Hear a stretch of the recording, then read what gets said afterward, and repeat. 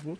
السلام عليكم ورحمة الله وبركاته. انت عامل ايه؟ انا كويس وانت ان شاء الله كمان كويس. في الفيديو ده انا جاي اكلمك عن تركاية بسيطة جدا. تركاية مش هتاخد منك وقت، مش هتاخد منك مجهود كتير. واخد بالك؟ انا بقى مش جاي المرة دي اكلمك عن ايه، عن مايند سيت ولا عن عقليات ولا عن طريقة تفكير انا جاي اكلمك عن حاجة عملية جدا، براكتيكال جدا. والفيديو ده بغض النظر عن انه مأساة بالنسبة لي، تاني مرة اصوره لان انا صورته ومنتجته قبل كده وراح بريمير مسحولي مزاجه كده بقى. يعني انا ما عرفتش اعمل ايه، فكانش قدامي قرار ان انا اعيده من الاول زي ما انت شايف كده.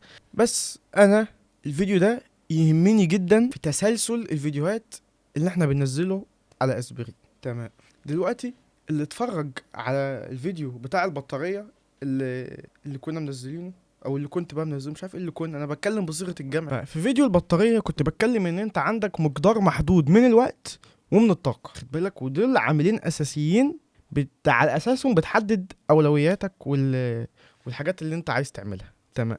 فالذكاء ان انت تحسن استهلاك البطاريه اللي عندك دي او شويه الطاقه اللي عندك في اليوم. فعشان تحسن استهلاكهم تعمل ايه وما تعملش ايه؟ اول حاجه ما تعملهاش ان انت ما تهتمش بكل كبيرة وصغيرة بنفسك اعتمادا على طاقتك انت، كإما تشوف حد يساعدك فيهم او يعملهم بدلا عنك، او تشوف آلة او جهاز او ايا كان حاجة تعمل بدلك المهمة دي عشان توفر طاقتها انت وتعمل بيها حاجة اهم. انت بقى بتبقى في كام حاجة كده تافهة في اليوم ممكن بجد توفر طاقتها، زي مثلا انت تصحى الصبح تختار انت هتلبس ايه، خد بالك. وحكيت قبل كده ان في ناس حرفيا لبسها كله شبه بعض عشان بس توفر شويه الطاقه دي. من ضمن الحاجات دي واهمها بالنسبه لي واللي انا بستعملها ليا فتره طويله جدا ومش مستعد استغنى عنها هي الاستورجنج او التدوين.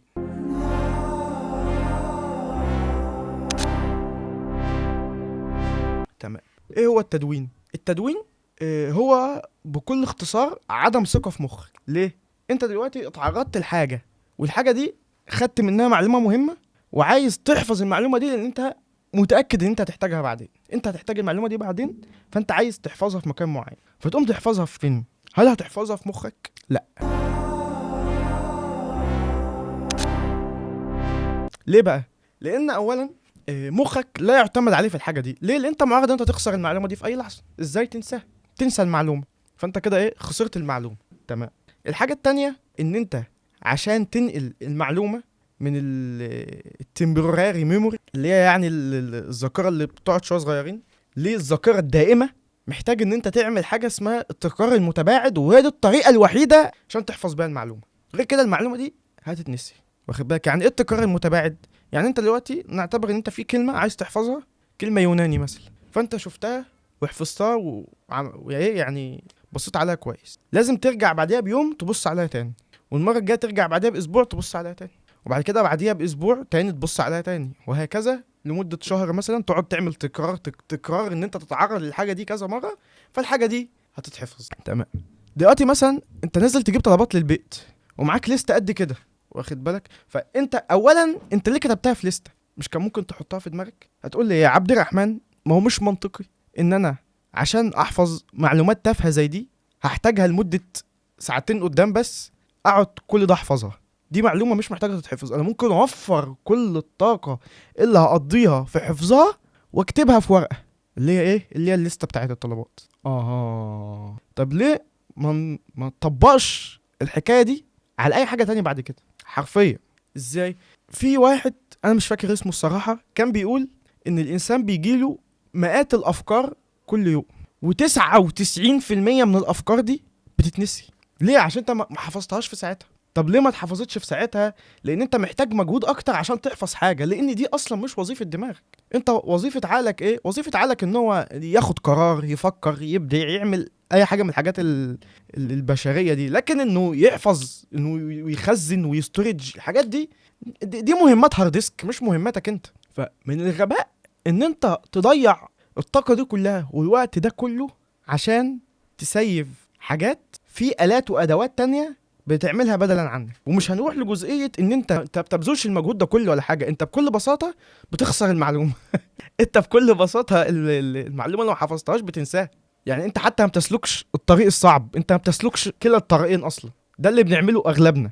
حاجة تانية وهي ان انت لو فعلا اتعرضت لحاجة مهمة ومش عايز تنساها، فانت هتفضل طول الوقت قلقان من انك تخسرها، فهتفضل طول الوقت عامل لها هولد في دماغك لحد ما تفضيها في حتة او ان انت تحفظها بقى خلاص. انت دلوقتي مثلا حد جه قال لك حاجة مهمة والحاجة دي فعلا مهمة وانت مش عايز تخسرها، فهتفضل طول الوقت شايل هم ان انت ما تخسرهاش، وده بقى في حد ذاته اصلا بياخد منك طاقه. الهولدنج اللي انت عامله في دماغك وعقلك ده بيستهلك طاقه، بيخلي على الاقل ذهنك مش صافي، واخد بالك؟ عشان كده لما واحد بيعمل هولد لحاجات كتيره قوي مع بعض في نفس الوقت، تحس ان هو مرهوش او مش عارف يفكر صح، لان دماغه فيه 1000 حاجه عمال يحفظها.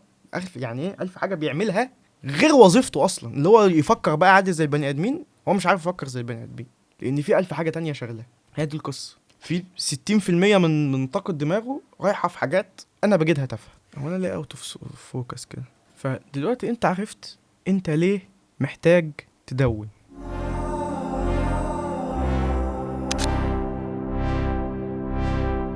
إزاي أدون؟ إزاي دي في شقين، الشق الرقمي والشق الإيه الورقي أو المادي أو أن كان. يعني الشق الرقمي إيه؟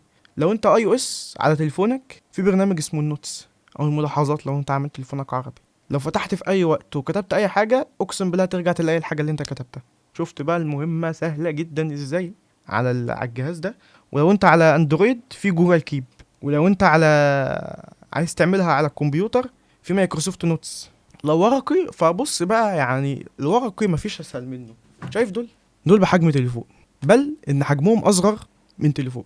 يعني اعتقد مفيش تليفون بالحجم ده، واخد بالك؟ النوتة دي ايه؟ عبارة عن نوتة صغيرة جدا، مش عارف انت ايه، ايوه نوتة صغيرة جدا تقدر تدون فيها اي حاجة. ممكن تقول ان هي مثلا 50 صفحة بس، حاجة صغيرة جدا تحطها في جيبك مع قلم صغير برضو، قلم روتو كحيان عادي من ابو، هتطلعها تكتب فيها اللي انت عايزه والمعلومة اللي في دماغك هتتحفظ. وانا كنت مؤخرا بستعمل الطريقة الرقمية، تمام، بس دلوقتي انا لجأت للطريقة الورقية، واشرح لك ايه السبب في الترانزيشن ده بس بعدين. يعني فدي حاجه صغيره جدا تاخدها معاك لو انت ايه عايز تدون اي حاجه. في كمان مثلا حاجه زي اللي انا بقرا منها فكره الفيديو ده، نوتة صغيره برضو، بس مش صغيره يعني بهذا الحجم، يعني ممكن تقول انها زي كشكول كده تكتب فيه برضو اللي انت عايزه. لو انت بقى ايه يعني عايز تدون حاجه اكبر او عايز تكتب حاجات كتير، فدي هتنفعك جدا جدا. وانا عايز اوريك، شايف اللي على نيمار دي كانت تو دو ليست كنت بكتب فيها حاجات اهي في يوم من الايام تو دو ليست بس بكتب فيها. في كمان مايكروسوفت تو دو، لو انت عايز تعملها على الكمبيوتر بيعملك برضو زي تاسكات كده وانت تعلم عليها صح، وبتطلع صوت حلو كده يعني بيدي دوبامين رش، واخد بالك؟ دي نوتة سودا برضو مش عارف ايه الحكمه ولا كانك شفتها. دي كنت بكتب فيها السكريبتات بتاعه الفيديوهات زمان، ايام ما كنت بكتب السكريبت عارف بالحرف اهو اهو اهو. دي برضو في يوم من الايام كنت بكتب يومياتي، كتبت تقريبا فيها لمدة سنة، بعد كده زهقت. هو الضوء ده عامل قلق، حاسس انه رخم. تعرف ان كل فيديو بيطلع على اسبرين دلوقت هو منبعه في الاساس ستيكي نوت بتتحط على الحيطة اللي ورا دي كده، هنا كده شايف هتلاقي فيه كده زي ورق طالع من الحيطة دي عبارة عن ستيكي نوتس بالهبل.